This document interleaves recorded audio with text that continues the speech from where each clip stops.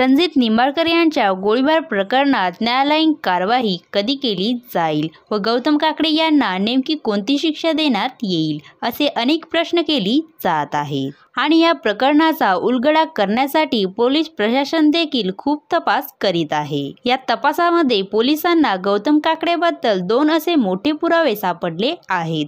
तर ते 2 पुरावे काय आहेत तेच आज आपण सविस्तरपणे जाणून घेणार आहोत। गेल्या काही दिवसांपूर्वी निंबाळकरांच्या गोळीबार प्रकरणावरून पोलिसांनी बैलगाडा शर्यतीला पूर्णविराम दिला आहे आणि या प्रकरणाचा तपास पोलीस तसेच फॉरेन्सिक लॅब देखील करीत आहे व या प्रकरणातून 2 अशी मोठी पुरावे आता पोलिसांच्या हाती लागले आहेत। निंबाळकरांच्या मृत्यूनंतर गौतम काकडे यांना अटक केली गेली व यांच्या संपूर्ण घराला देखील सील करण्यात आले होते।